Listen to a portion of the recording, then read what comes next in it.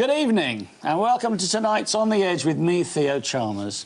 Tonight's show is 2 hours long and once again we are live, so if you have any comments, questions or suggestions during the show, text them to us. Just text EDGE, a space, and then your name, location and your message to 87778 and we'll try to pick up on any that really hit the mark. They're all charged at standard rates, so why not get texting now? In tonight's show, I'll be talking with John James Harris, a man who has formally declared himself to be a freeman of England within common law, which has apparently opened up very many intriguing possibilities for him and for everyone watching. What a show we've got tonight. John, welcome. Hi. So, 2 hours we've got to explore this subject, yeah, so I think we can take a little bit of a breath and just find out a little bit about you to start with.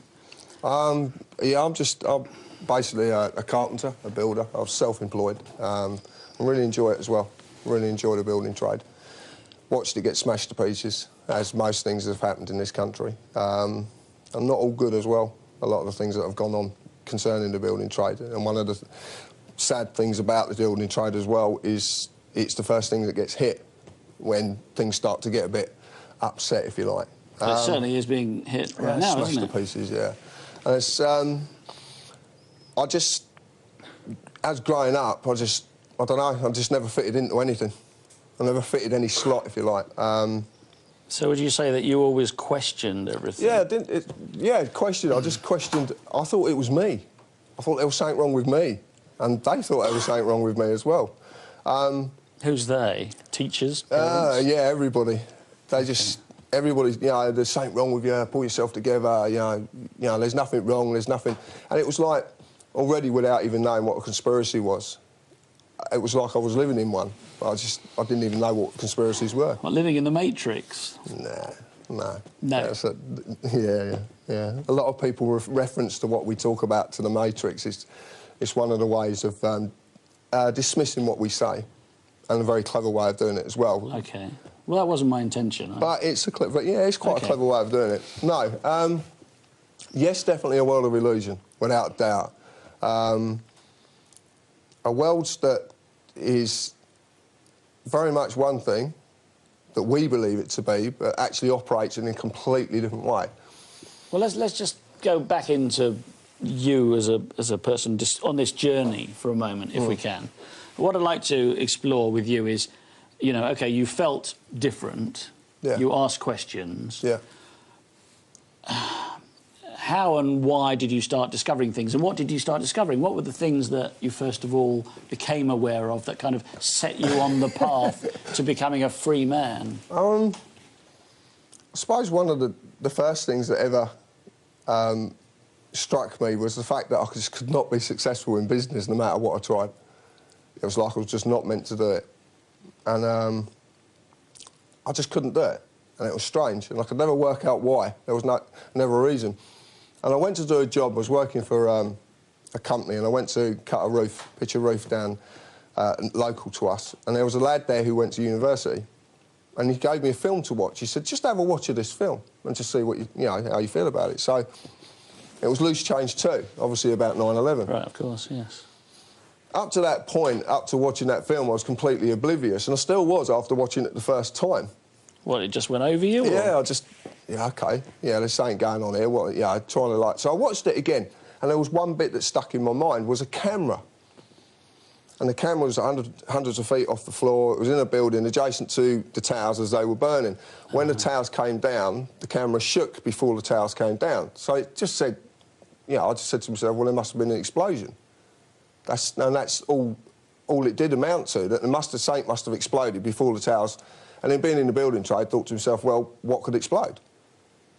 In that building, what could explode?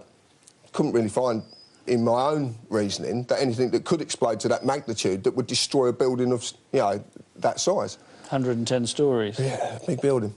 Or two of them. I got caught up in that for a little bit. I got kind of gatekeepered. Do you know the term gatekeepering? Explain what you mean by that.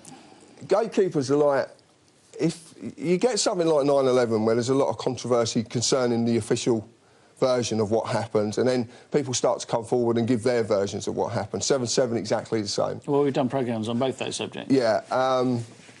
So what the official version is not what the people who really experienced what was going on and experts in the field, blah, blah, blah. OK.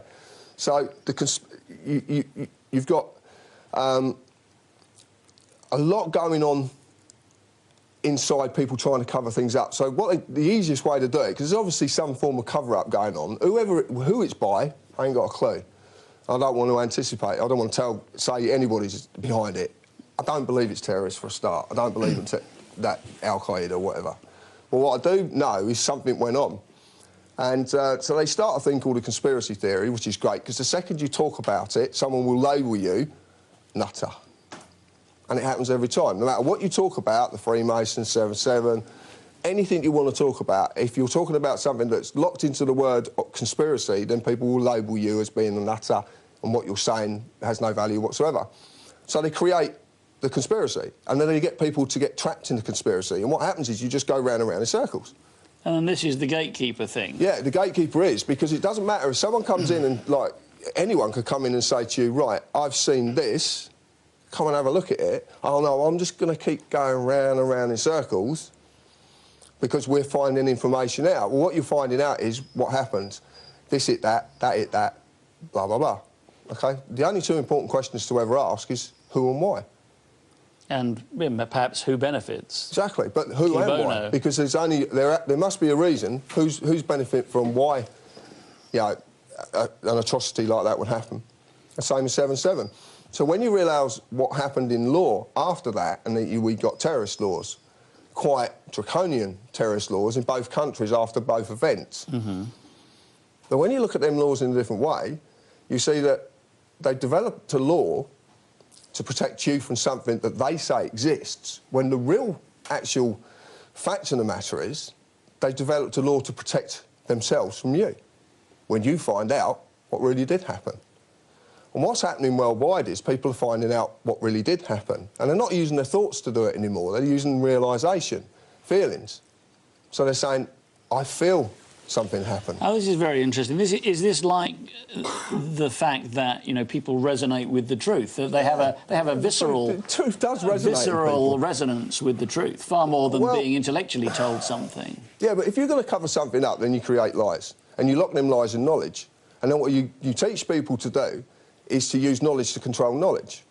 Now, the world is abound with knowledge, but there's no wisdom.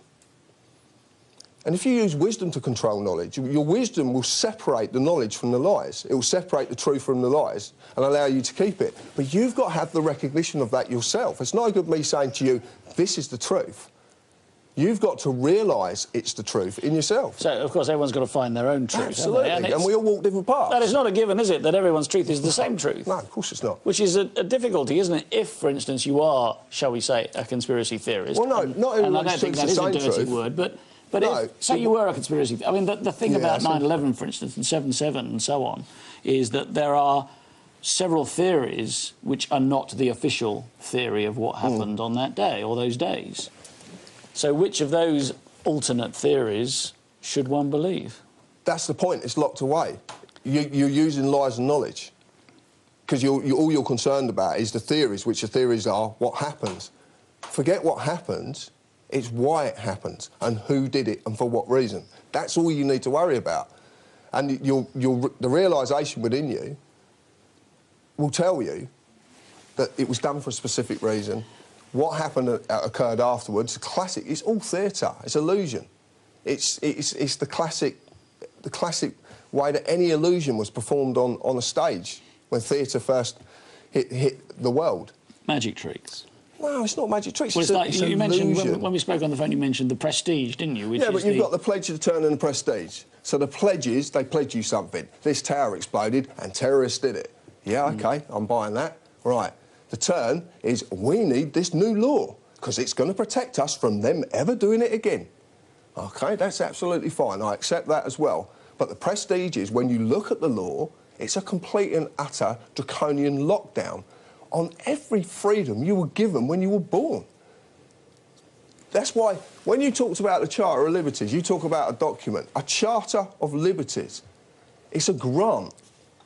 They're granting you something. They're giving you something. It's giving you something you already possess, that no man on this earth has a right to take away.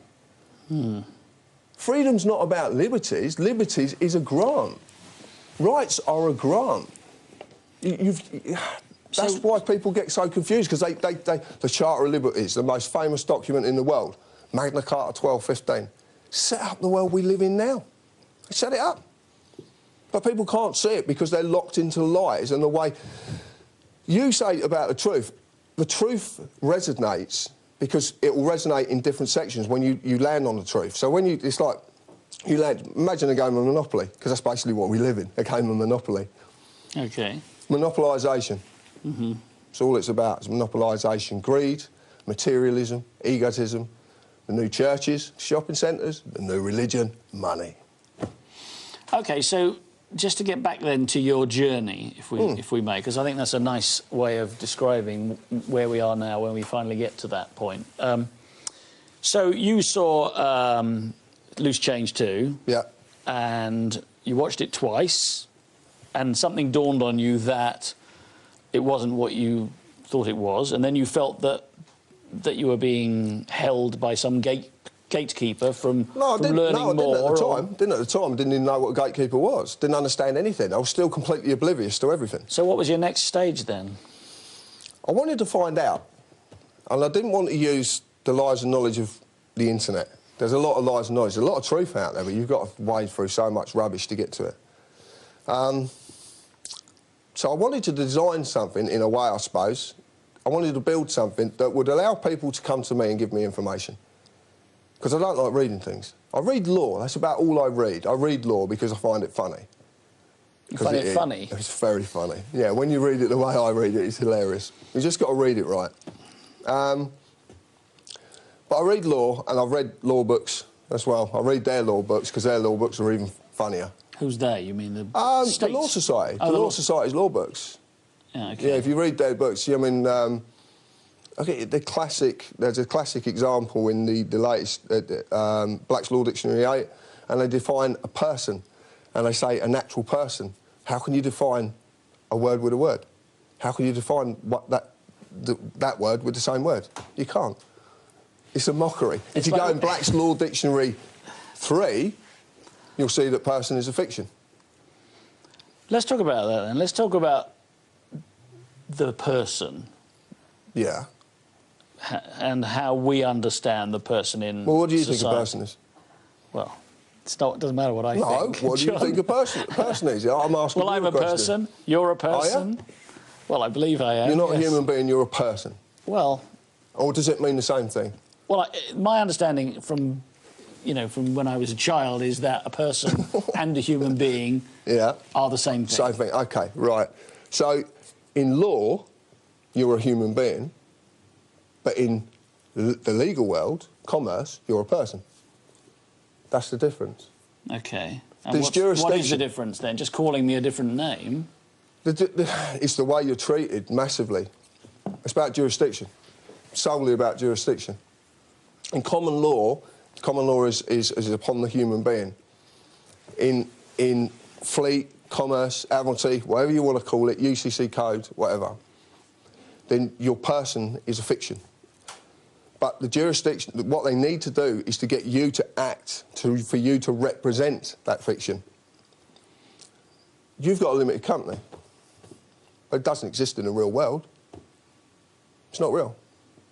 Well, let's talk about the distinction then. If there is a distinction between human being and person, yeah. What does this actually mean? A lot. OK, basically, you get locked into slavery. So you're saying that because laws are made for persons... Statutes, yeah. Statutes, not laws, statutes. Yeah, what's a statute? Well, OK, you tell me. Well, take a statute. A statute is an act of Parliament, yeah? So they put an act of Parliament, becomes statute, gets registered on a statute roll, yes. OK? And it's what most people would describe as a law, isn't it? They would, but they don't know what law is. That's the point. And you do? No, I just see it from a different angle. OK. And I'm going to give you the angle I see it from. OK. OK? That's... Please do. That's right, we're here. Right? But it starts as a bill. Well, a bill is a money-making order. It's a negotiable instrument. When you look at any statute law that's on the statute books, it's enacted by statutory instruments, another negotiable instrument. A statutory instrument defined is a created, written, legal contract. So it's not law, it's a contract. It's something they can apply as fictitious upon fictitious persons. So they make us into fictitious persons, and then they can apply these statutes on it, because the statutory law does not apply to human beings, because it's not law until it's consented to by the governed. Statute is law that only becomes the force of law if it's consented to by the governed. So with 3,000... By the governed? By the governed, you. Yeah, you're the governed. So I can say that to anyone who wants to enforce a statute upon me... Yeah. If I choose, I can say, I don't consent. You can say that, but you're being made an offer. So it has to come in contract form. So you're being made an offer. So what they'll do is they'll offer you something, and in a contract there has to be offer, consideration and acceptance. So you have to be made the offer, you have to consider the offer, and you have to accept the offer. I'm not aware of having been made any offers about any statutes. No, but you are being made an offer, okay, because commercial law works that way. And you're saying it's all commercial law, that every statute is subject to commercial law? The statute law was wrote specifically for the powers that be to manipulate, to protect themselves, to do exactly what they wanted to create, and to control us as if we were in slavery. It's the evolution of slavery, that's all it is. It's very, very simply done as well.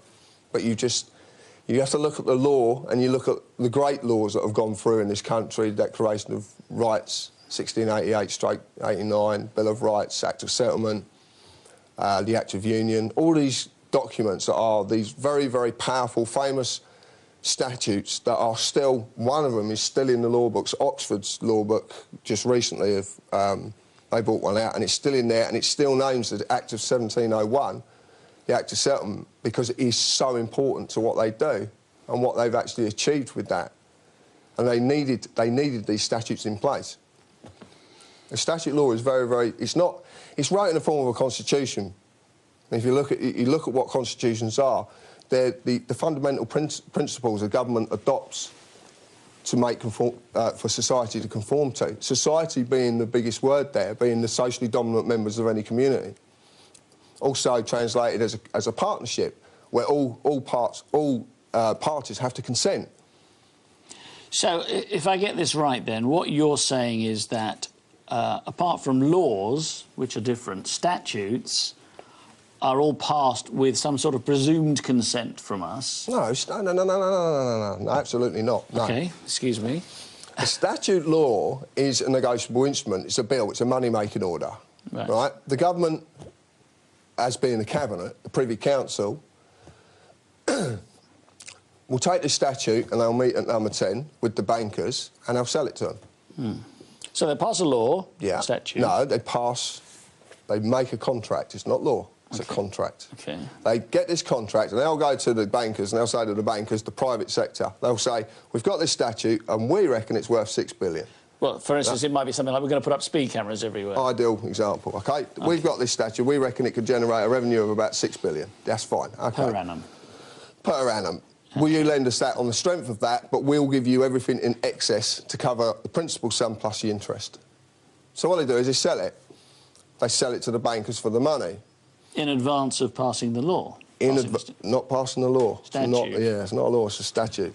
So what happens is, they sell this to the bankers. They've then got the police as two different things. The police are...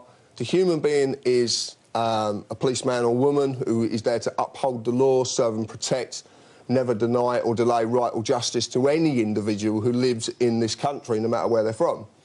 Then you've got the police officer. Now, the police officer is a fiction. A police officer is a corporate employee who's enforcing statutes to make sure the bankers get their money back. Now, they need then is corporate courts. And then you go into a corporate court. And but they're not called corporate courts, are they? No. But if you want to do the research, which I'll tell you about later, and you can go and do it, the people at home who've got the internet can go and do this right now, if they want to, all right? The corporate court is then there to get jurisdiction over you to make you pay. because they need you to pay, because without your money, and we'll talk about money as well, because that's quite funny, but without your money, they can't pay back the bankers. But if you're saying that these statutes require your consent... They've got to get consent from you. So, have they not already got consent? How can they possibly So how do they go through the process of getting consent without you being aware of it? Fixed penalty fine, classic, fixed penalty fine, right? OK. A fixed penalty notice. A notice is an offer.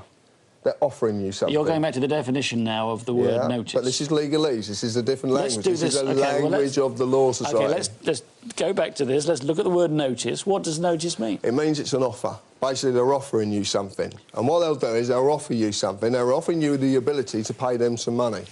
So it's a contract. They're making you an offer.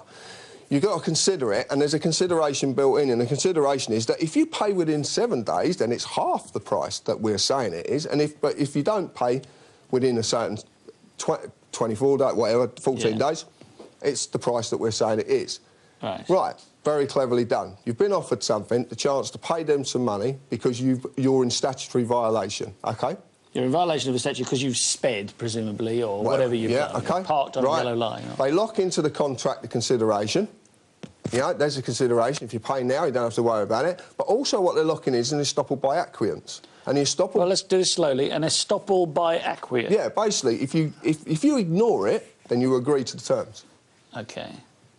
If you ignore it, you agree? If you ignore it. What estoppel means is basically, if you do not answer or offer back, because you can't dishonour it, you've got to offer back. This is contract law. You can't go into dishonour. So, OK, so if, for instance, say you get a ticket for speeding and it has this offer and you don't want to be subject to it, what do you do next, then? You offer something back. What, like a button? If you want it. Wouldn't work. OK, well, talk us through it, then. Well, if you first thing you do is say, well, you're trying to talk... The wording on the document, what will happen is that the original fixed penalty notice is you'll send a letter off. So what you do is you write the letter very specifically. You don't use misters, you don't use postcode. If you do put your postcode, put it in a box capital. Anything in 4 corners doesn't exist in commercial law. So you put square brackets round? Yeah, anything in 4 corners does not exist. OK? So what you do is... This is written somewhere in law, isn't it? Go and look it up. Go and look up the 4 corner rule. I'm asking a question. Yeah, go and look up the 4 corner rule. Go and look it up now. OK, the 4 corner. Get the internet, look it up, find out what a 4 corner rule is. So you can put your name in that if you want? Absolutely. It means it doesn't exist. OK. Right? That means it's a legal entry. So what you're doing is you're reversing that. What you're saying is, I don't exist. You're talking to a human being, you're not talking to a person. You're talking to a human being. OK. Did this human being produce you any form of evidence to prove who they are? You're asking the question of them? Yeah, you ask them questions. What you do is you have to put it in question form because that's how you offer back. So you ask them a series of questions. Right, OK. And you adapt the questions to what your needs are. A classic example was, we go to a restaurant and we eat a meal, and the restaurant, the waiter comes up and says, here's a notice of how much your meal was tonight. Would you pay it or ask for a bill? I'd probably ask for a bill, wouldn't I? Yes. You'll be given a notice, you'll be given an offer. A summons, if you look at a summons is legally synonymous with the word invitation. When you get notice of summons to go to court, you're being given an offer to go to their place of business. You're being invited. You've got a choice. So, I think we're going to have to go to a break now, John, and we're going to get back to this. So we're going for the break. If you'd like to text in your questions or comments for John Harris, why not do so now? Text the word EDGE, your message to 87778. Please keep it short because the long ones get cut off. See you very soon.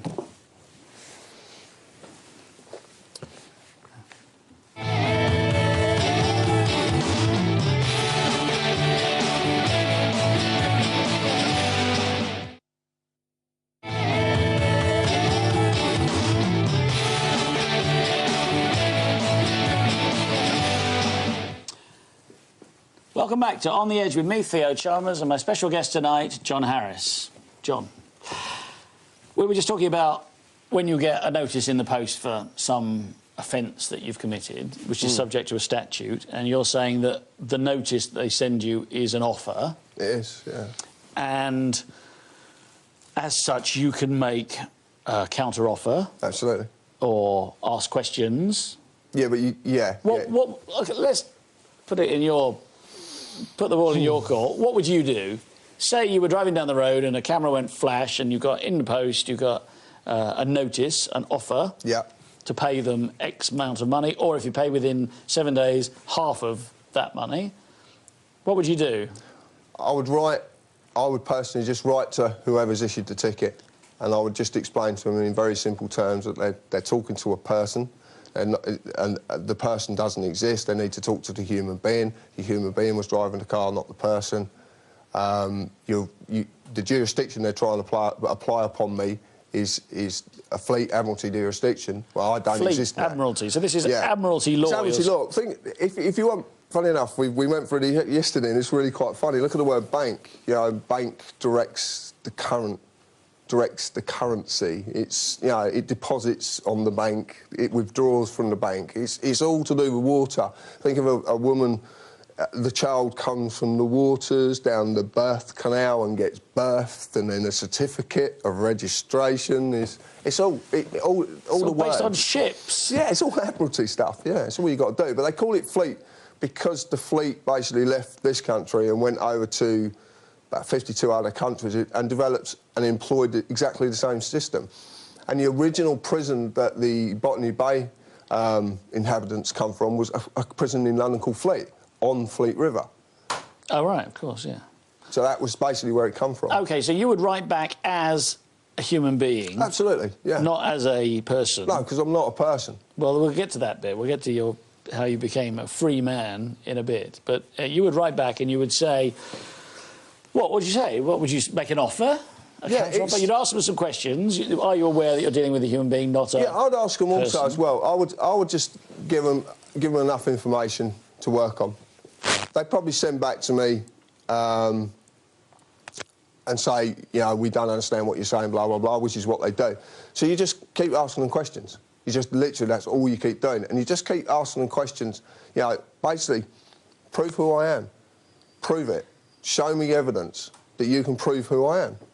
But you can't prove it. Is that along the sort of lines of how do you know I was driving the car? No, because you're dead. I will openly admit I was driving the car. So you'll say in the letter that you write as a human being that you were driving the car, you're not... OK, I'll give you an example, right? In common law, which is based upon natural law, there is no offence for speeding cameras. There is no offence. I haven't committed a crime. But it's not likely to have been in the Magna Carta, is it? No. Common law extends right up to this day. It works on three very basic principles: injury, harm, or loss. There's that. It's crime. A crime is in within common law. If you do a common law, if you do something wrong against common law, then you should have your collar felt. Absolutely. But you're not going to go to a court of justice. You're going to go to a corporate court. So this is what? Sorry, injury. Harm. Injury, harm or loss. Or so loss. You should never injure someone, never harm someone or cause them loss. Or their property, presumably. No, but it covers every eventuality. Just those three words, Just those three injury, words. harm and loss. Right. So you're driving too fast down the road, you're not causing any injury, unless you hit somebody, in which case that becomes... Well, yeah, I'm liable, yeah. common law. I'll hold my hands up. So you haven't caused any injury. No. What harm have you done? Nothing. No harm. And what loss have you caused? There's no loss. No loss. Absolutely. So what you've got is So what's the damage? Exactly. But what we're talking about, the difference between a statutory violation and a crime. What they're trying to say to you is you've committed a crime, but you haven't committed a crime because a crime only exists in common law. OK. And they do accept this, do they? The powers that be do it...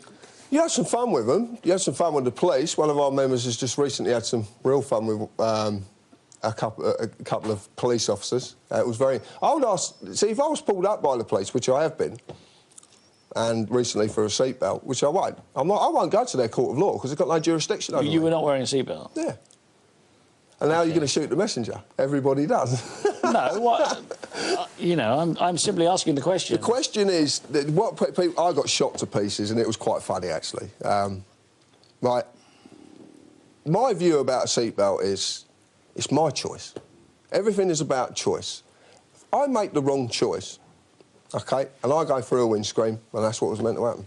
That's how I look at things. I don't look... This is like karma or something? This is like a sort of It's not Buddhist... karma, it's called synchronistic recognition. OK. Synchronicity is normally when coincidences occur, isn't it? Absolutely, you learn from your Jung, mistakes. isn't it? Carl Gustav Jung. Yeah, but you just learn from your mistakes. It's not from anybody. It's just something because I don't read any of these books about. People say, "Have you read this book?" No, but you talk like this person does. Well, maybe I do, but I haven't read his book. Okay, so you've made a choice not to wear a seatbelt.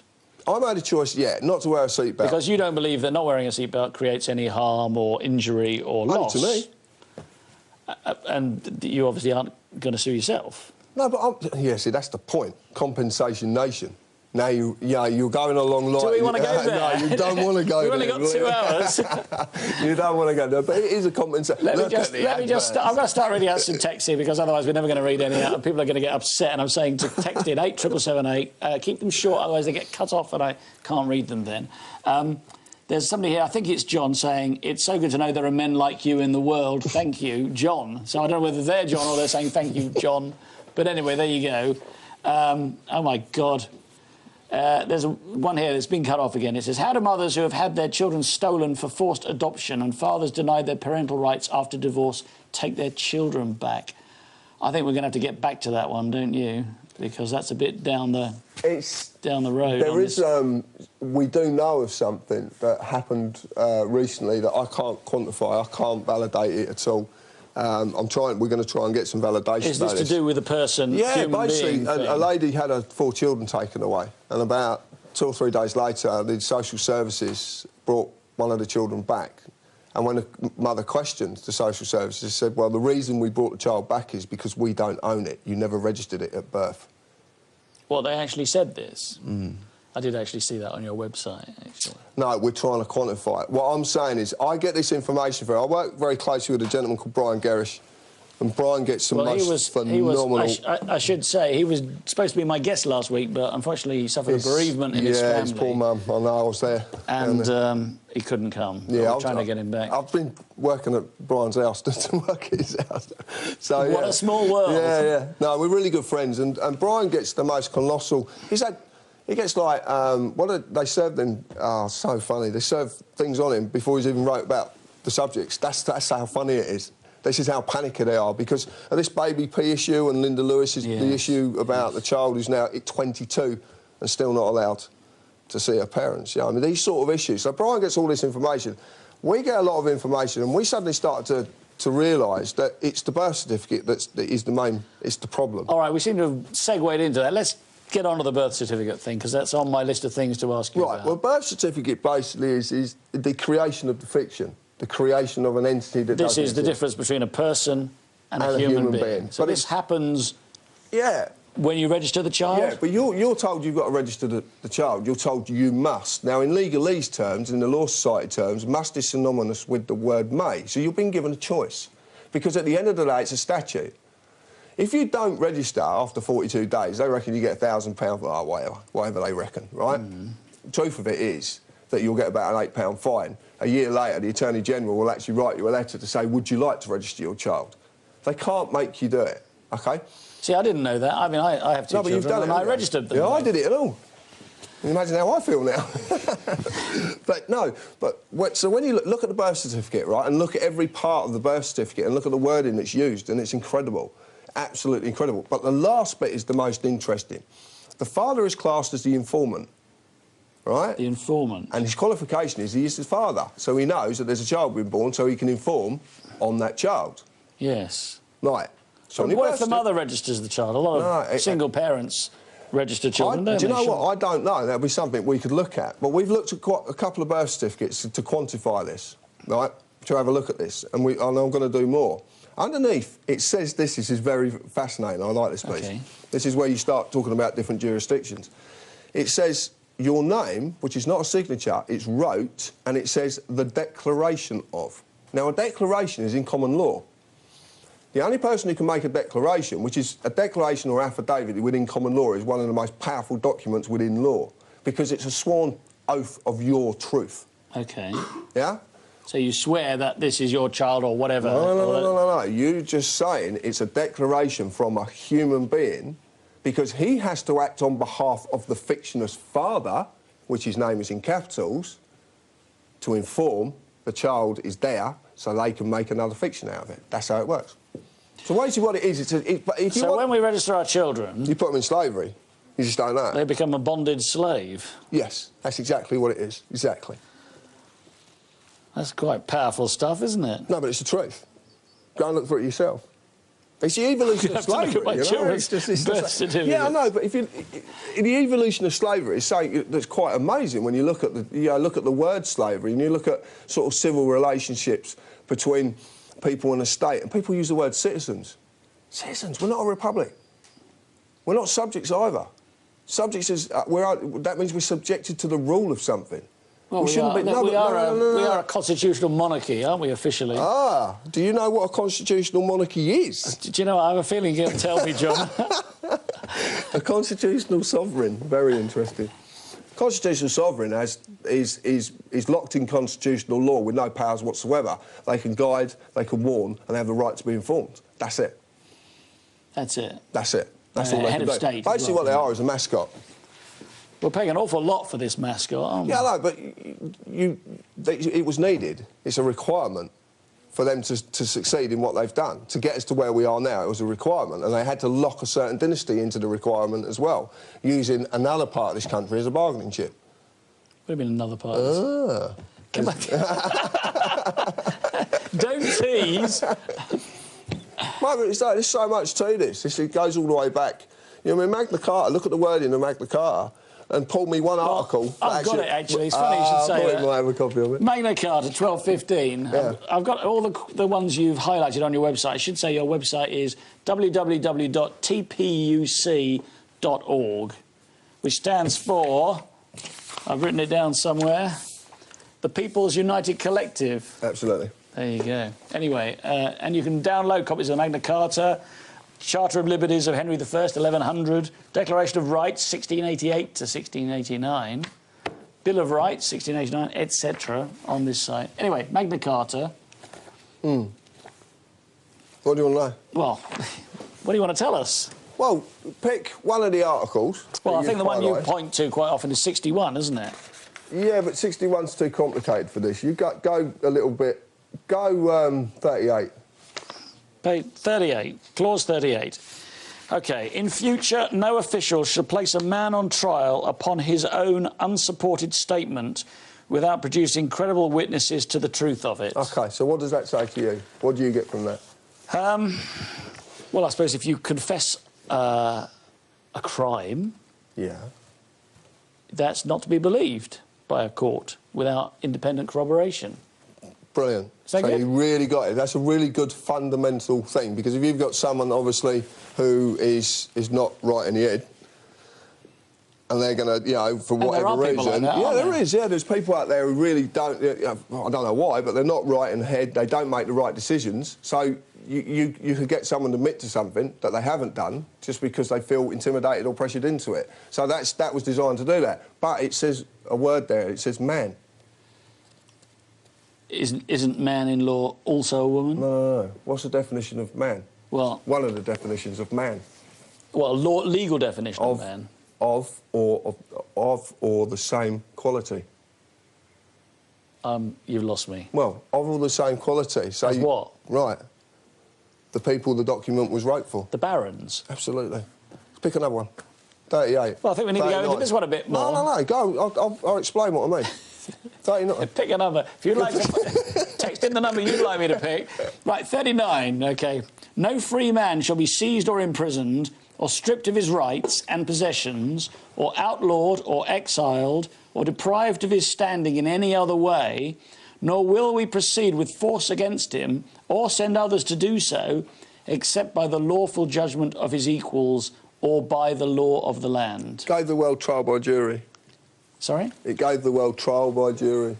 OK. Trial by a common law jury. But not all offences go before a jury, do they? No, but they're meant to. That's and the there point. is pressure now to end jury trials. Well, of course there is. Panel of judges. The jury is the most powerful element in any court of law. Well, they're probably the most unpredictable, aren't they? But if you want to see a corporate court of law work with a jury, look at the Dilligence trial when you look at the tribunal, because what did the judge say to the jury? You cannot pass a verdict of unlawful death. Yeah, oh, it's fantastic. I think that was it. I might have got the words wrong, but that was roughly it. The jury can null the law if they believe it to be unjust. They use what's called discretion. So the difference between common law and civil law is, or commerce law, UCC code, whatever you want to call it, in common law there's discretion. So the jury could look at something, and a classic example, there was a girl, 18 years old, hung in the 16th century for shoplifting. Yeah? She went up in front of the beak, she was hung for shoplifting. She actually went up in front of a magistrate. But the jury could have looked at that, and they could have gone, well, she was desperate. Her husband had been press-ganged and was fighting abroad. She had no food to feed her children, no wood to burn on the fire, she was smashing furniture, and all she took was a piece of cloth to try and make something for her children to wear. That's what she took. But she didn't actually take it. She put it under her apron and then put it back because she realised someone had seen her. She was hung at 18 years old. A jury would have seen that and said, well, the discretion is, yeah, she did do something wrong. Yeah, it is a bit prolific shoplifting at this moment in time. But the girl should not die for that. And that's when they can start to go against. See, the maximum offence at that time for shoplifting was death by hanging at Tyburn. Mm. So you would go on the Tyburn Triangle. Do you know about Tyburn? Well, that's where Marble Arch is now. Yeah, but do you know... Yeah, that's funny. Do you know the Tyburn Triangle? Do you know why it was designed? Why it was a triangle? No, you could hang 24 people at once. Did it have to be triangular? I don't know why they made a triangle, but that's what they made. It's called the Tyburn Triangle. Yeah. Anyway, but what my point is the fact that in common law there's a discretion. If a policeman pulls up a lady for doing something wrong in her car, he believes she's committed an offence. In common law, and she was pregnant, right? In common law, he would say the discretion of the law, I can use the discretion, I'll escort you to the hospital so you can have your child. In what we live in, she'd be having a child while they're writing a bloody ticket out. Because that's the difference between a corporate enforcement revenue officer and a policeman. No, I think that's being a bit harsh. I mean, policemen are human beings too.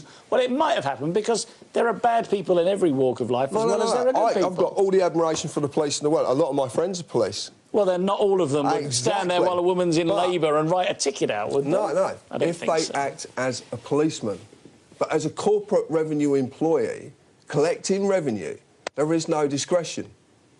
That's why common law is so important, because it offers discretion. That's why a jury is so important in a court of law. Because originally a jury was 13 people. In common law it's 12 and 1, which is 13. They've made it 12. There's a real significance with the number 13. But the fact of the matter is that jury of 13 people, of your peers, people of the same kind of quality of you, and generally people who would know your character as well. So they could actually generally judge and say, look, yes, this man, this is out of character. Well, you can't always tell people's characters by how they present themselves in court. The worst villains in the world present themselves in court as decent. But their friends know they're the worst villains in the world. Well, the friends aren't on the jury. Well, hopefully their friends aren't on the jury. But what I'm saying is if they're very good at putting the wool over people's eyes... If you're going to judge anybody, then you have to know everything about that person to be able to say if it was out of character. This is why the peer system was developed. This is why it was there. And precedent is a complete load of crap as well, because how can two cases be exactly the same? Precedent, you mean? Precedent, what they call common law was built by precedent. Common law has 3 basic values that was taken. They were ornate values that came... No one actually knows where these values come from. A religion got hold of these and made them into 10 commandments. But the first bloody one says, thou shalt have no more gods. And you get on your knees, you're a servant. You're a slave. But they're telling you who that God is. So it could be anybody. King James Bible, in every court of law, lift it up, Jesus Christ, it's in capitals. He's a bloody fiction. So what are you saying? That there was a human being, but he became a corporation. Is the Church of England a corporation? Yeah. They're all Westminster Abbey's corporation in its own right. Westminster Abbey, yes. House of Parliament, Members of Parliament, House of Lords, Privy Council. Social Services is actually PLC. OK. Which is interesting. Check them out, Dun & Bradstreet. Go on to Dun & Bradstreet, type in anything you want, your local ambulance station, anything, you will find that they're all corporations, registered corporations. And the classic one is the schools. My son's local school is a trading name of Hertfordshire County Council.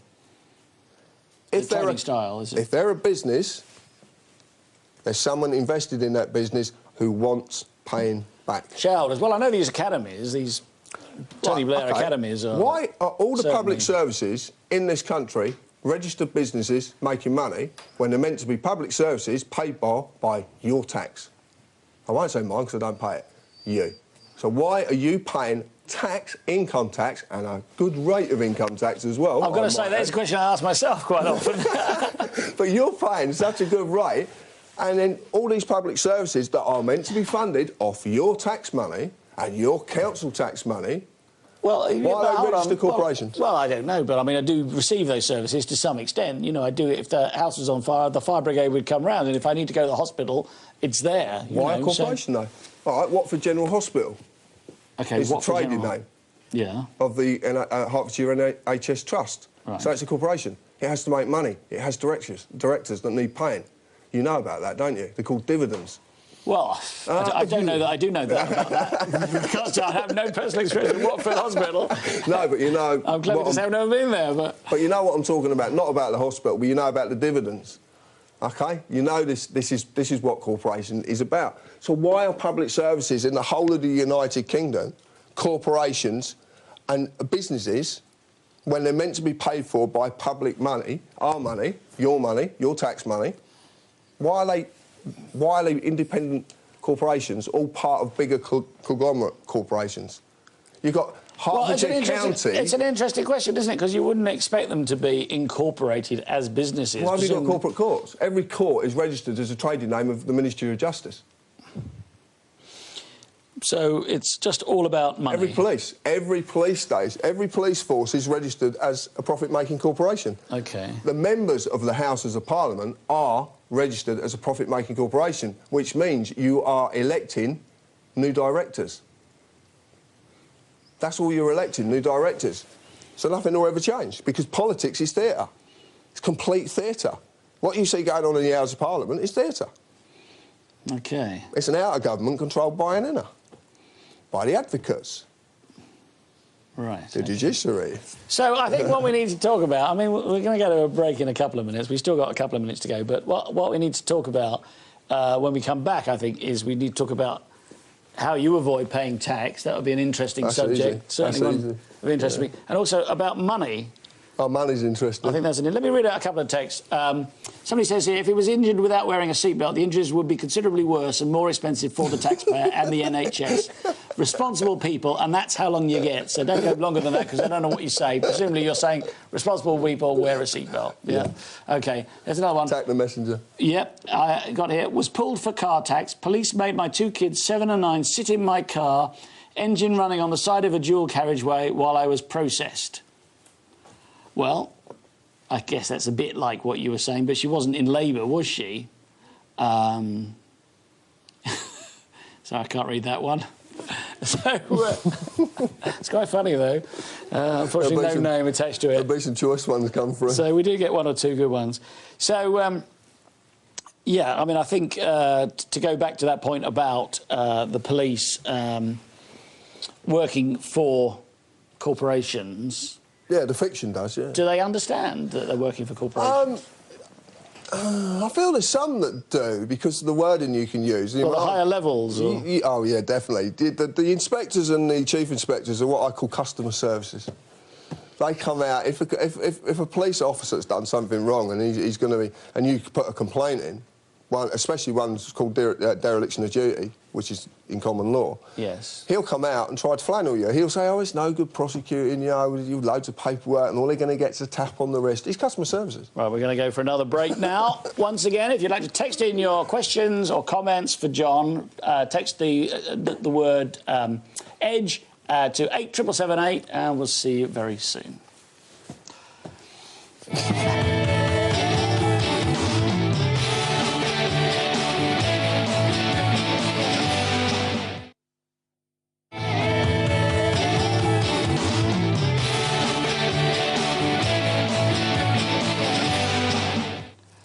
Welcome back to On the Edge with me, Theo Chalmers, and my special guest tonight, John James Harris, the free man.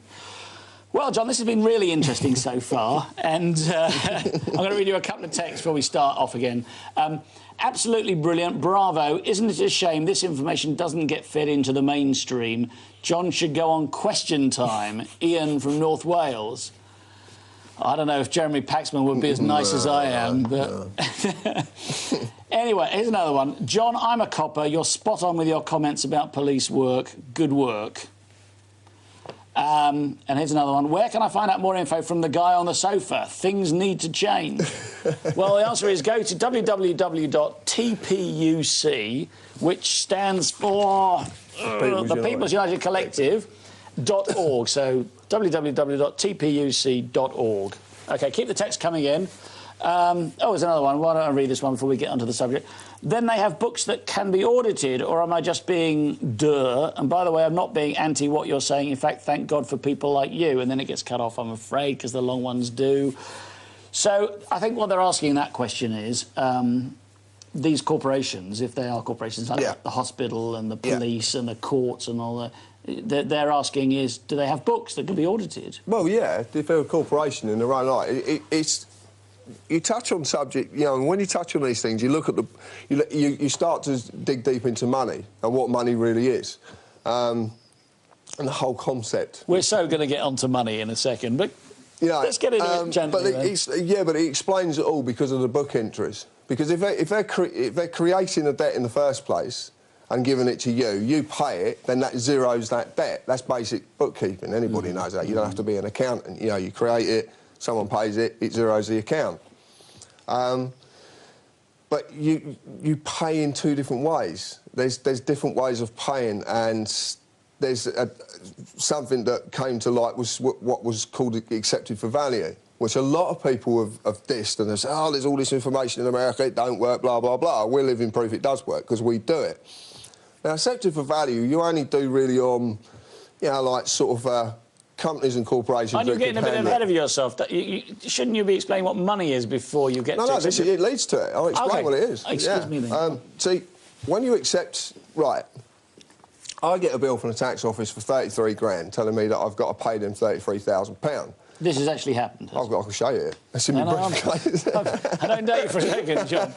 I'll show you. I'm surprised you walk around with it, though, but, you know... No, I brought it just in case. There's something, yeah, when people... You need to explain things on there. OK. Now, they're writing to the capital version, they're writing to the fiction, so they're not writing to me as a human being. They're writing to you in capital letters? Yeah, so they're John James Harris, all caps. They're presuming I'm a fiction, OK? So it's presumption, it's implied presumption that I'm going to act on behalf of the fiction in their jurisdiction. Right, OK?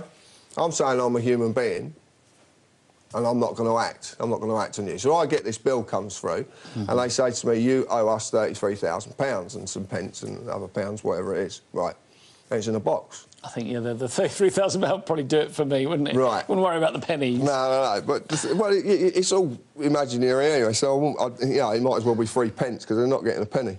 The fact of it is, the £33,000 is been generated for nothing. So when it comes to me, I've accepted it has no value whatsoever and sent it back to them. Exactly the same figure. So I write it in the box, 33, whatever it is, blah, blah, blah. I send it back to them, they can zero out their books. Well, OK, if only it was so simple, John. But it is. Well, you're basically saying you're accepting it for value. Right. OK.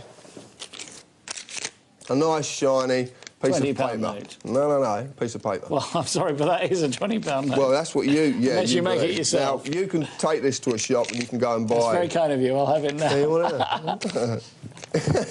You can take this to a shop and you buy goods and services for it, so you actually believe it's real. Yes. I know it does buy me goods and services, or one very similar you believe it's real. So what happens is you'll go... That will get put in that shop, and then that shop will pass it to somewhere else or a bank, and they'll reissue it. Put it in the bank. Blah, blah, blah, blah, blah, blah. OK. Well, one of the two things that... There's 3 things on here that are quite interesting. One is it has a mascot on it to make it look official. A mascot? Constitutional sovereign. Well, like football clubs? Yeah, basically. I'll explain that. OK. And it says it's from the Bank of England, which is a private, registered corporation, that no one knows where the profits go. No one knows who the managing the directors of, but might want to ask the boss of Sky. a little bit about the Bank of England. But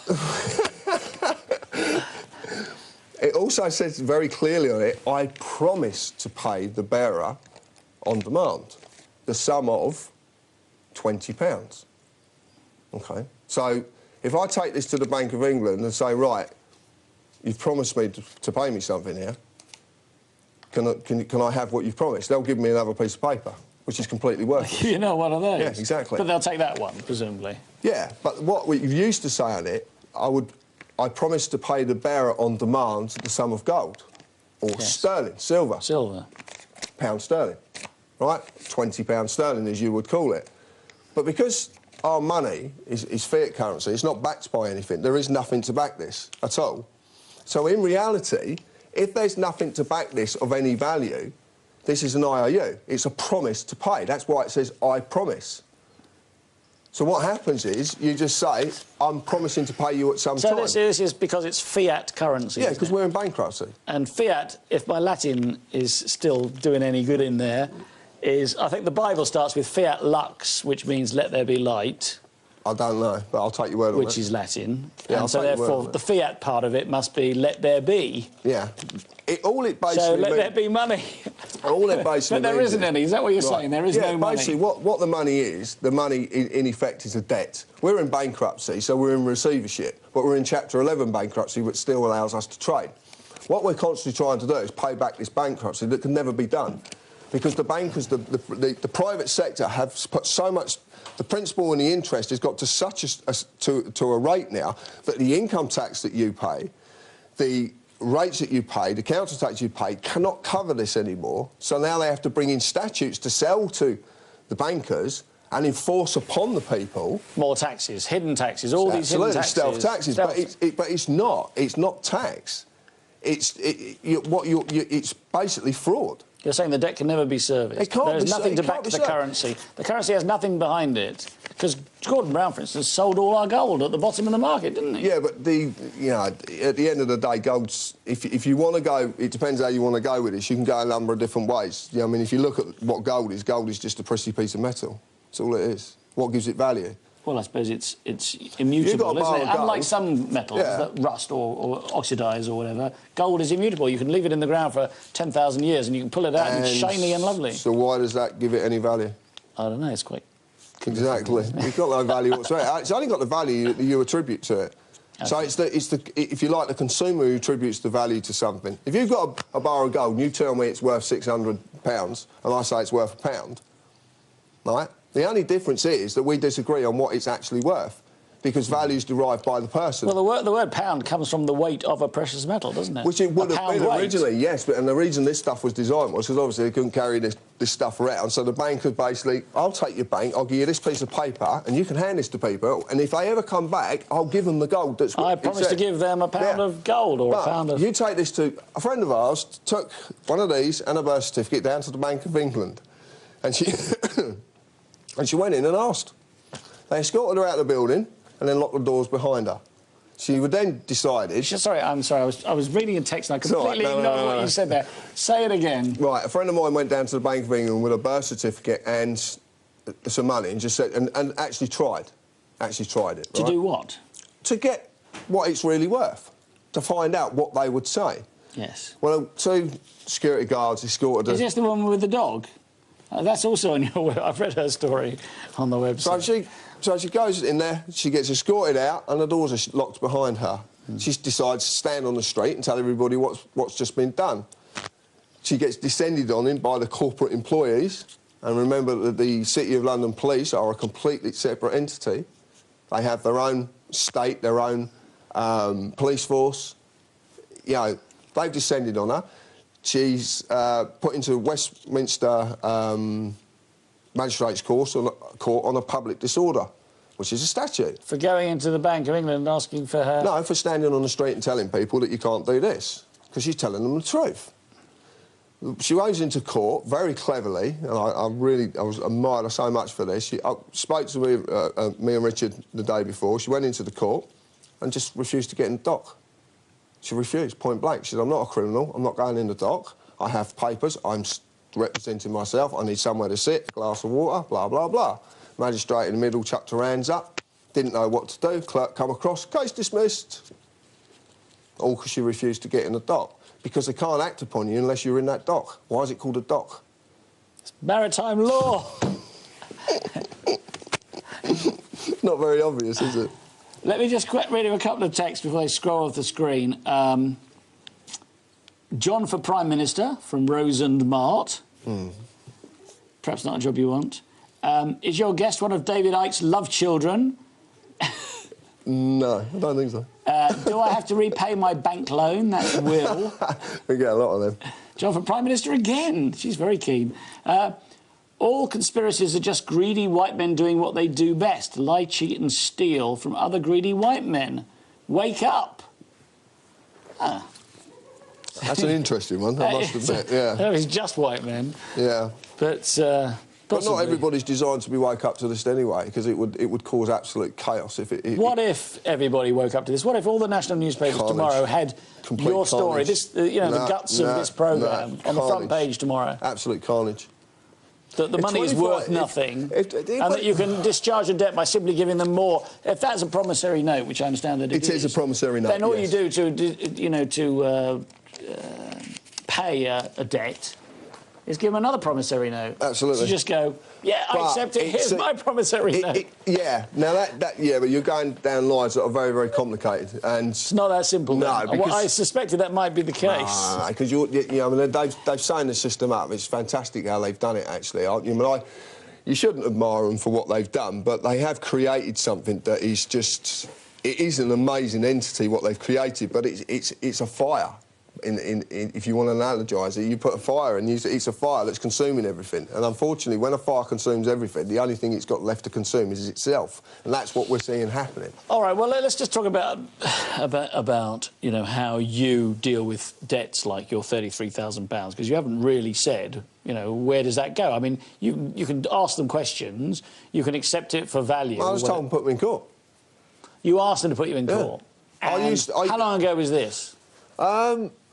I've always had a thing about paying income tax. Yeah, but this is a red rag to the bull. I mean, if they're watching this programme, and the Inland Revenue... They crack me up. They're brilliant to talk to. Let me just say this. If they are watching this programme and you're going, I'm not going to pay my tax, and presumably you're a lesson to other people to not pay their tax, then... But you've got to know why. You've got to know why not to pay it, and you've got to understand what... why I do what I do. And when you understand that, then people will say to me, "Oh, well, you're not going to get this service, you're not going to get that service, blah blah blah."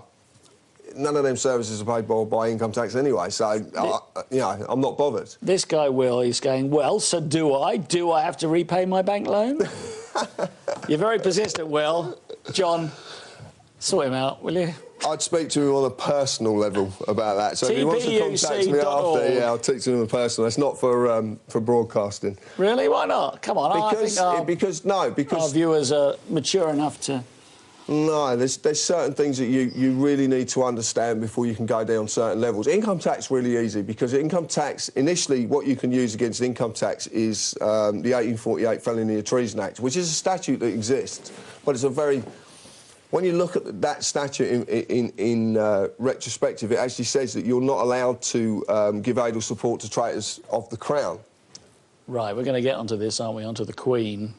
Well, no, I don't really want to go too much there, but that was initially what I used, because what I did is I used that because, as far as I was concerned, Parliament were acting treasonously towards the Crown, being Her Majesty. So this was ideal. So I wrote to... I wouldn't, excuse me for saying this, but I wouldn't have put you down as a monarchist, a royalist. I don't see you buying Majesty magazine every month and pouring through pictures of the royal family. Yeah, but she's a lady. She's a woman. Does that mean a human being woman, or is that lady a special... No, no, that's what I mean. She's a lady, like the other ladies that sat across from us. Are you talking about being respectful toward her? Absolutely, then? Full dignity. Yeah, full dignity completely, because she's a member of a female species, if you want to put it that way. Yes, well, gender, yes. If that's not a separate species, but no, don't go down them lines. Oh dear. No. So yeah, there is a great element of respect, and I know that my father cared for her greatly. You know, so... Your father worked for the royal family, didn't he? He was a chauffeur? So? He was the Queen's unofficial chauffeur. So he'd do all the unofficial stuff. But he was actually when she was going to secret locations? Or oh, absolutely not, no. He would take her from, like, Buckingham Palace to Windsor or stuff, places like that. You know, we're not... secret locations, you're full of it. You really are. Crack me up. She wasn't going to go and meet those alien reptiles. Do you know what? Yeah. No. I'm sorry. Some of the stuff, though, is incredible, isn't it? It absolutely mind-boggles me. I'm in fits of laughter with most of it I read. I am in absolute fits of laughter because I don't believe in mumbo-jumbo. I believe in black and white, right and wrong. That's it. So to me, magic doesn't exist, or all the other illusion. It's all part. It's another part of traps, actually. All right, let's talk about the Queen a bit more then, because you've got on to the Queen. I think you need to kind of flesh it out a bit here. Your father worked for the Queen. Yeah. You never did, presumably. I worked for the Bowes Lions. You worked for the Bowes Lions, which is... Queen Mum's family, yeah. So, and I know... have you met the Queen? No. Did you meet the Queen Mother? I've been in a car. Did she know? No, probably not. I thought not, no. No, I went in a car when I was a kid, yeah. No, my dad worked for... My dad was from Cornwall. He was a very softly spoken Cornishman. He was in the RAF during the war. And then when he left, he started work for Major Kindersley in St Paul's Walden in Hertfordshire. OK. Major Kindersley passed away, and there was a position for the chauffeur for Sir David and Lady Bowes Lions. So my dad took the position and got offered the position.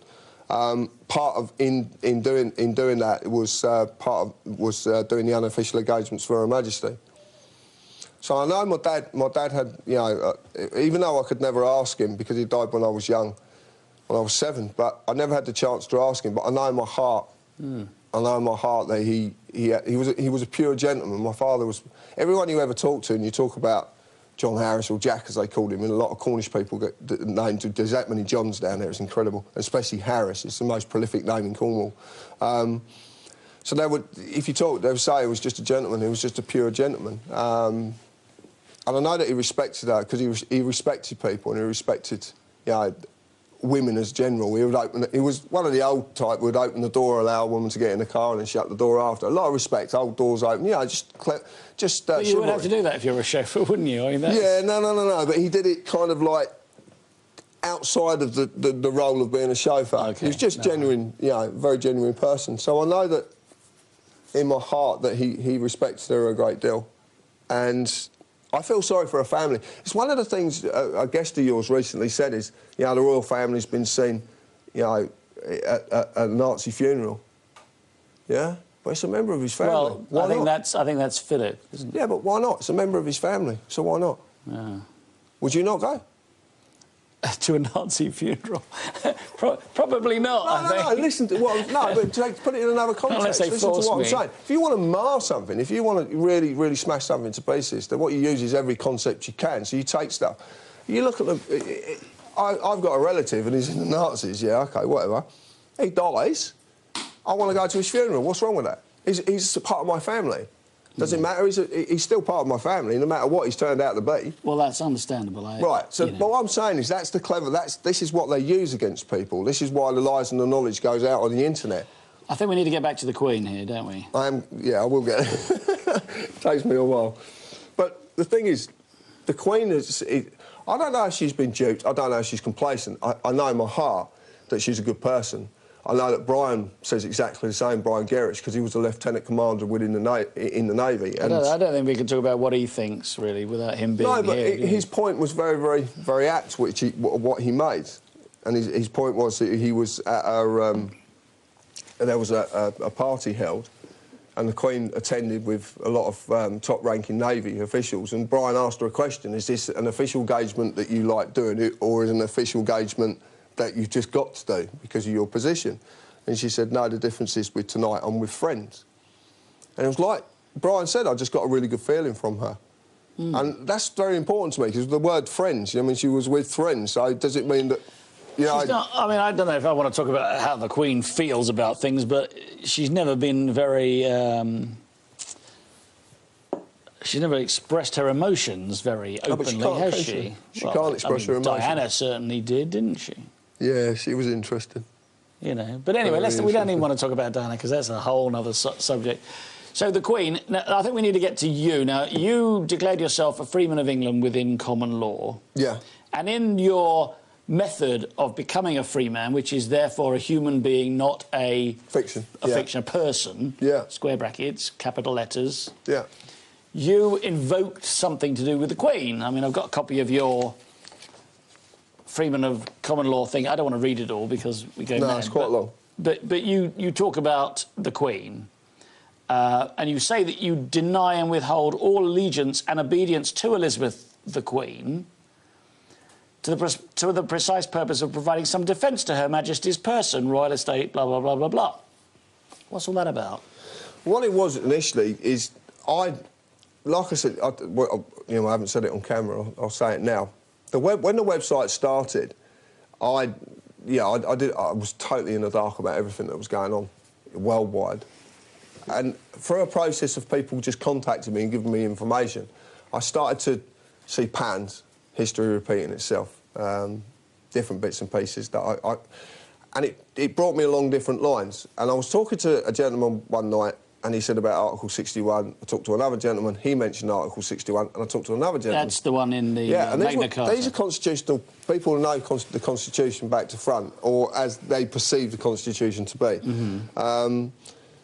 They also historians as well, so they know a lot about the sort of history of the kings and queens, the descendants, you know, all the different bits and pieces. And I looked at Article 61, so I spoke to him, and a friend of mine, Robin, wrote them affidavits on my behalf. Was he a lawyer or somebody you No, but he knows common law. Okay. That's a common law document. It's an affidavit. It's a sworn statement of truth. We looked at Article 61 because you had to give 40 days. We knew it resided within common law.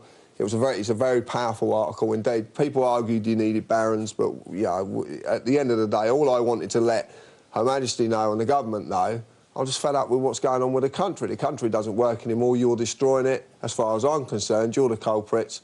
I'm opting out.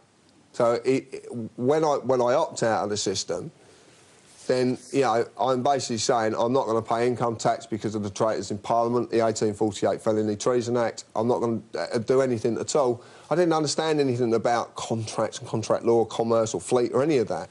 So that was the avenue then to start something off. That's the only way I could see. So what I don't understand then, and I understand why you might want to become a free man and not any longer be this person, capital letters, that was a fiction. I can understand why. But I didn't know. I didn't know that at the time. But no, I can understand all this. I think, you know, that's understandable. But I don't understand why you have to mention the Queen in this and withhold allegiance to her. This is kind of weird to me. It's like it's not. Say the Queen's great. She's being held hostage by Parliament. Kind of saying that in here. But it's kind of what's happened if you understand what they've done with the law. But why do you care about her? Why would you put that in your thing about being a free man? Why can't you just go, I want to be a free man? You know, the money doesn't exist. The Parliament is corrupt and illegal. The reason Magna Carta is being disobeyed, if you like. Yeah. So why this stuff about the Queen? It's like I look at it and go, this is kind of weird, isn't it? It's not weird. It's an ancient law. It's an ancient law that says that we have a right. At the time, I believed in the law. As constitutional law as being our constitution. So you're saying it has to be about the Queen, then? Your act of becoming a free man... Not now, no. What I was trying to explain to you, this is evolution. What's happened to me is I've evolved with the information I've received from people, so I've taken a lot of information over a lot of time. At every point, at every stepping stone, there's been some form of recourse. Article 61 at that time was recourse, but that led us into something because Article 61 says enter into lawful rebellion offering no violence whatsoever. So you do it peacefully. So you don't have to... You wouldn't mention the Queen now, then, if you did it now? What? No, I'm afraid... John, I'm afraid we're going to have to go for another break. So, once again, if you'd like to text in your questions or comments to John Harris, do so now. Text the word EDGE, your message to 87778. See you very soon.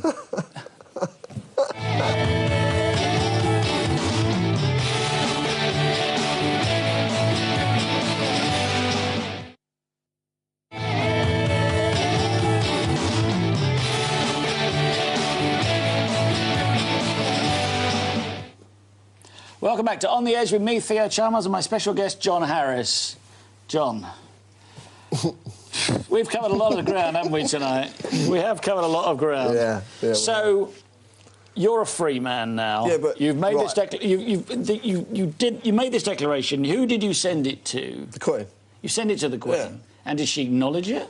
Well, I got a third-party reply from Sonia Bonici, which is like the chief correspondent, which everybody gets anyway. Which says, thank you for writing to the Queen. If you'd like a colouring set or... Yeah, it just said, oh, thank you for your letter concerning blah, blah. It was about the EU, and Brian Gerrish made a phone call and asked Sonia Bonici what she meant by the word the EU, because I never mentioned the EU in... You didn't write about the EU at all? No, absolutely not. But we now know that she presumed, when I was talking to the EU, from the phone call, she presumed it was because I was talking about the traitors in Parliament.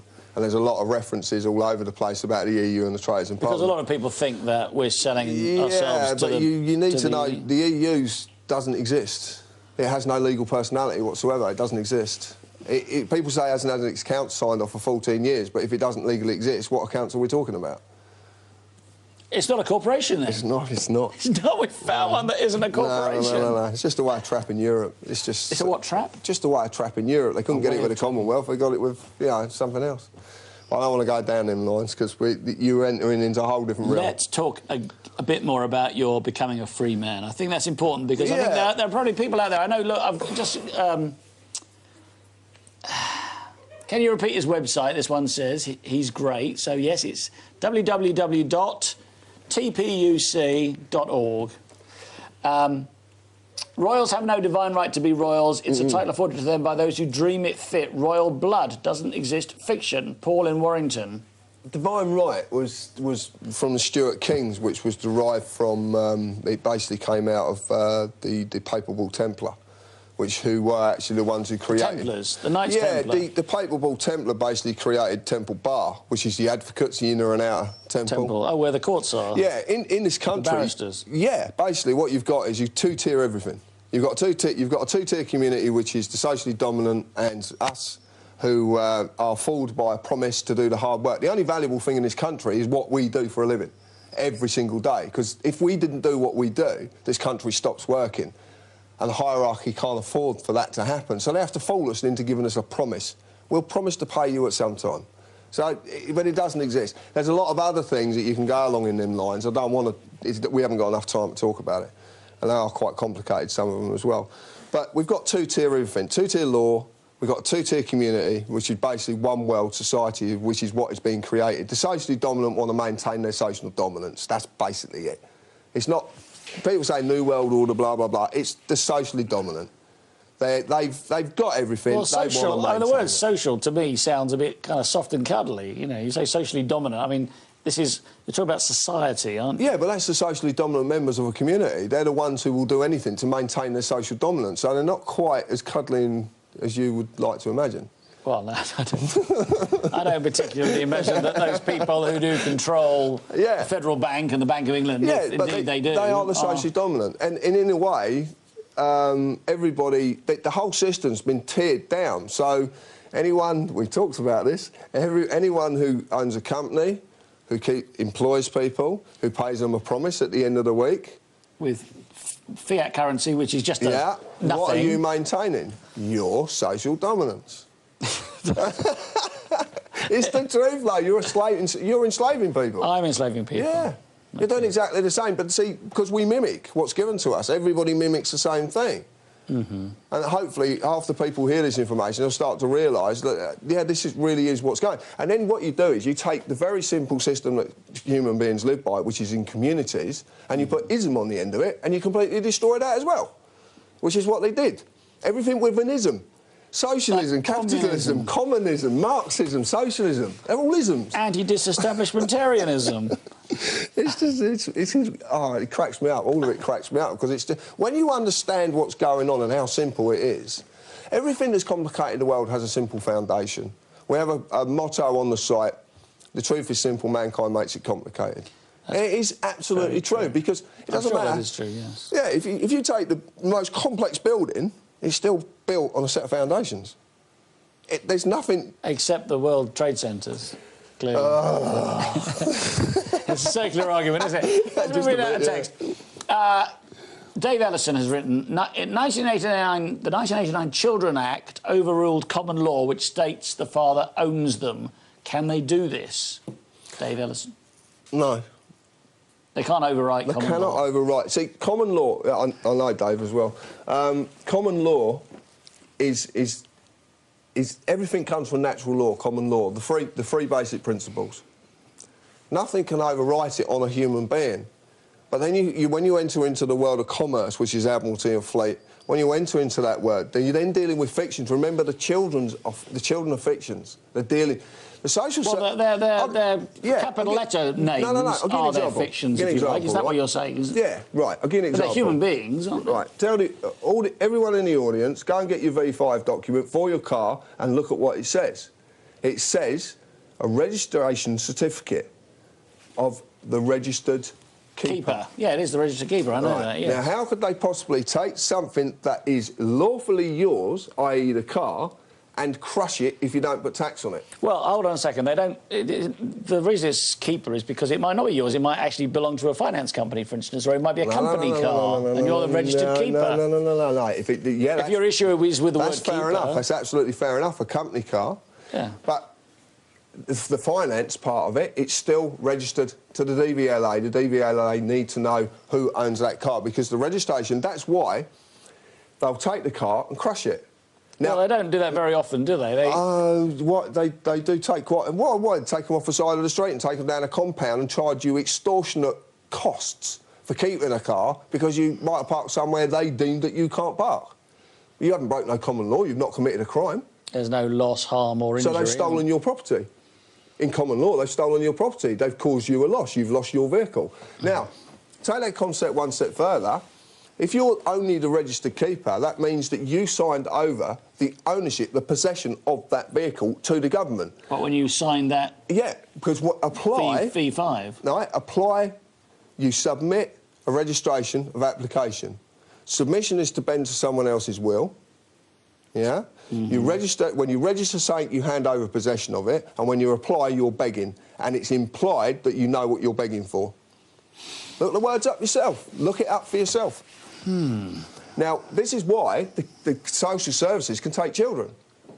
Because the fiction's theirs. They own signed the fiction. them over when you sign their birth certificate. Absolutely. It's the same principle. And it works with houses, it works with cars, it works with children. Anything you register, you have given away possession of it. OK, well, here's a really good question. Jamie from Norfolk. How can we free ourselves from the stranglehold of central bankers and the current debt-based economy when they own all the mass media weapons? Well, we've got the internet. It's the most powerful entity in the world and it can't be stopped. Well, I don't know. They're trying, aren't they? They can't stop it. It's a living entity in its own. They'll tell you that there's one pipe comes in and it goes to one building in London and they can shut the whole of the internet down. Talk to anybody who understands the internet. That comes in so many different ways, they physically couldn't shut it down. Another thing is they need it more than we do. Well, another thing is Edge Media TV, Channel 200. Keep watching. Nice plug. But no, so the internet is mimicking the way that human beings should really communicate. Everything we've got to communicate with nowadays, we think we're so connected as a race, but actually we're more disconnected than we could possibly imagine. Do you think so? Yeah, because we've been conditioned. They use dumbing down techniques on us. Look at mainstream media television. I don't want to go into the realms of it, but they call it programming for certain reasons. Watch people go into a trance when they're watching it. Just watch it. Talk to someone. Offer them a cup of tea. Do you want a cup of tea? Huh? What did you say? This happens. Is that the Strictly Come Dancing effect, is it? Possibly, yeah. I wouldn't want to watch it. No, quite honestly, no, it's not. I managed to miss it somehow. No, I don't watch any real television. I've watched one of your shows. Well, I'm glad to hear it. Yeah. What about the other ones? What was wrong with them? Well, you don't watch TV. You don't watch it. I watch it on the computer, so anyway. You can watch it online. www.edgemediatv.com. Watch online. You can watch it live, or you can watch programmes that have gone out in the past. So basically, anything you register is not yours anymore, and that's where the fiction. This is where the commerce comes in. But see, under common law, no law can be created in this country if and be applied to common law unless it reinstates or reinforces common law. So if anything to the contrary of that, anything that goes completely against the common law principle cannot be reinforced in common law. And common law is created by declaration, which is declarations by the people or by a monarch can do it. The 1351 Treason Act, although it's a statute, originally it was declared by a king. So whatever. You got the 1351. I don't know, but anyway, but there's an argument whether that could be common law or not, because it's a declaration and it was made into a statute. But a declaration, generally, is a declaration by the people, becomes part of common law. Can you make a declaration? Absolutely. I did one with my affidavits. That's a declaration. But it doesn't pass into common law, does it? It's simply... Yeah. It's about you, though, isn't it? No. It passes you couldn't into pass common law. Listen, you couldn't make a declaration about me, for instance, could you? Oh, no. Only about yourself. You make a declaration about yourself. That's what an affidavit is. It's a sworn statement of truth from you. All right, well, let's talk a bit more about this affidavit that you did, this declaration.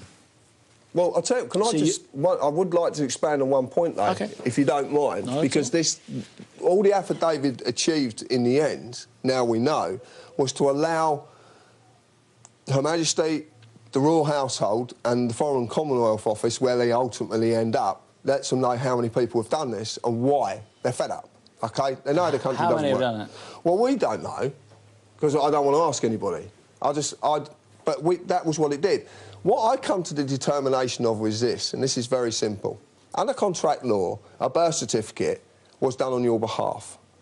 But it's a contract at the end of the day. But it's not made with my cooperation, is it? Absolutely. Because at the age of whatever, a few days... So that being the preamble document to create the fiction, that means that every document off of that is null and void.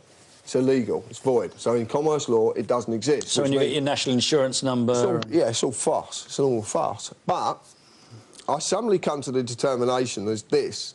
I was born free. As free as the wind blows. Absolutely. I was born free. My freedom does not come from a man. It does not come from a woman. I was born free. And no one has the right to take that away from me. And I'm free because I say I am, and not because the government give me a piece of paper. So having said it and done it in a certain way, you are a free man now. Yeah, but I'm free because I say I am. OK, but what does that mean now? Tell me what it means. It means to me that... Sorry, can I just backtrack you there? You just said, I'm free because I say I am, but you did something. You can't just say, I'm free, can you? Yes, of course I can. Well, yeah, but you didn't just say you're free. You did this. You made this declaration. But at that time, that's what the stage on the path that I'm walking, that's where I got to.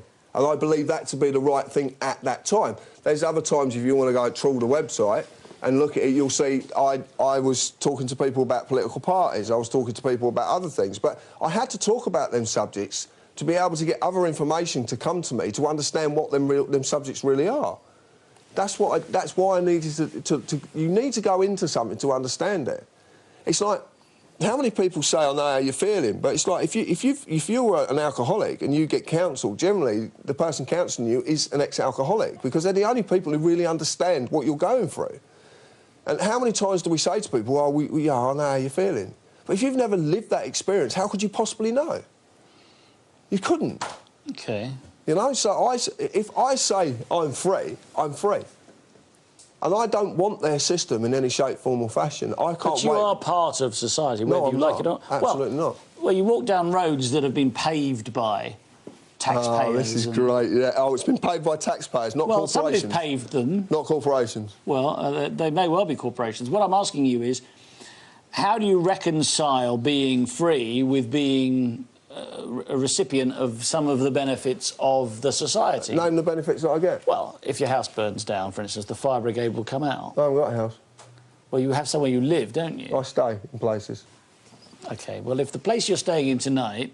Yeah, but it's not mine, so why does it affect me? The person well, in the house... Well, it would do. OK, well, your possessions... The person in the house, the fictional person, can call the fictitious fire brigade to come and put it out. Well, it's not a fictitious fire, is it? But they can call it... They can... So that's the point. I don't use doctors nor hospitals. I don't use anything. But that's perhaps because you're fortunate enough to be healthy. But what if you become unhealthy? What if you need... If I become unhealthy, I become unhealthy for a reason. What is this? This is like sort of predetermination or something. Absolutely, absolutely. What happens to me happens because it's meant to happen. If I was meant to have crashed without wearing a seatbelt and gone for a windscreen, then that would have happened, and me putting one on wouldn't have stopped that. But it's a bit kind of submissive, and you're not that submissive, are you? No, Because but I'm not submissive. I'm in partnership. Yeah, That's a whole if different... you're saying that whatever happens, happens, karma, you know, and all that is the will of God, if you like, then you wouldn't have made this declaration to become something different. You know, you're saying that you were sold into slavery inadvertently by your father, registering you at birth, and then subsequently with other things that happened in your life, and that's all karma and fate. You were meant to be a slave. Absolutely. But now you're not a slave. But I needed to be a slave to understand what slavery is. But you need to go through a windscreen to understand what wearing a seatbelt is. If that's a lesson that's going to be taught to me, yes. OK, so you learnt the lesson of slavery. See, it's all about choice. You're given choice, aren't you? Every single day you can make a decision for yourself. You don't need someone to make it for you. The problem is we're allowing people to make them decisions. In terms of what? Paying tax and... Well, everything. Everything that you do is your own choice. The natural law that we live by, or we should live by, is inherent. It's in us. We don't have to be told it. Just because we choose to ignore it does not give someone the right to say to us that you have to abide by this. But even if people know what's right and wrong, and I think probably most people do know what's right and wrong. Of course they do. But even if they do know what's right and wrong, it doesn't mean they're going to comply with right and wrong, does it? No, but what actually funds that? What is the power behind it? Why do people do things wrong generally? For what? Well, for advantage. And where does advantage come from? I don't know. Where does it come Greed. from? Greed, OK. And what does money? What is money? Well, money's a tool, isn't it? Money's just a wherewithal. Money's not a measure of your worth, Money is a tool of... you're going to say what? Greed? Greed. What's materialism? But hold on, no, you can't say the money's... It's like this woman who was hung for stealing a piece of cloth. Yeah. It's the equivalent of stealing money. She wasn't greedy, she was desperate. She was stealing something that didn't exist. Well, no, a piece of cloth existed, didn't she? But she wasn't... But she could have stolen the money to buy the bit of cloth to dress her baby. But that wasn't greed. So not everybody who's involved with money, which is a tool, is greedy. You know, people who want more money than they could possibly spend... No, but everybody is. Everybody monopolises. Everybody. It's natural. It's greed. This is a system we live in. Well, it's about security for a lot of people. People think... Security from what? What if I get sick? I'll need money. What if I do this? I need money. What if, you know, I need money? People don't necessarily have money, surely, for the sake of just having money. I mean, I'm sure there are people who are in that position. Yeah, but if you're living in a world that revolves on the stuff. Well, yes, that's and it's certainly fictional. True. Well, so you're living in a fictional world. So you think all this is it's an illusion, and you just can't even see it. Well, the illusion is because you run a company, you have it's... employees. You need your employees to do the work they do, so this show is broadcasted. But to make them do that work that they do, you need to give them to promise to give them something at the end of the week. What they don't realise is they're absolutely getting nothing. They're getting a promise to pay at some time that will never be made. But if you have a £20 note in your pocket, as you do... Yeah. You have it in your pocket so that you can get home or you can buy food or you can... yeah. And you know that it's worth having, because otherwise you would have left it on the table there where you were showing it to me. I'll quite happily give you it. I don't want your £20, but you want to retain it for the things you can buy with it, don't you? Yeah, and that's what it gives you the belief it's real. Well, in a sense, it is real. No, it's not might real. be completely... It might be a promissory note based on wishful thinking, and it might be some big, colourful con like the Wizard of Oz behind his curtain. And I'm happy to entertain that idea, and I think probably most people watching this programme are happy to entertain that idea. But, nevertheless, a £20 note is a £20 note, and you can go and spend it, and you can get food or lodging or... That's the illusion you live in. But you can't survive without money, can you? I do survive pretty much without money. Yeah, it's hard. It's very, very difficult. But I've made a commitment to what I do, and I always said that I would do everything that I possibly can to stop what's going on. I will stop what's going on in some way or fashion. I don't know how it's going to come about. It's coming about soon as well. Things are going to change. Do you think we're on some kind of cusp moment where... I don't really want to give sort of any reason. I just feel that there is something emanating at this moment. There is an energy building up that is just phenomenal at this moment, and a lot of people are feeling it. A lot of people, you know, people say, "Well, I wouldn't like to live in a happy world, and there's not this and there's not that." But you mean because you'd be bored can you name a time in your life where you've actually been truly happy and you've actually, boredom's ever entered into you know, it's not something that they don't run together. Things are changing, and they're changing naturally, and they have to be allowed to change naturally. OK. There's a very simple thing that's going on that people will not grasp, and it goes into sort of like, I don't know, concepts that people are not ready to accept. But man's control of the earth is being relinquished. Let me ask you some questions that have come in here. Do you think the current recession has been orchestrated, and if so, by whom and for what? That's Lydia in Cornwall. Right. The current recession is...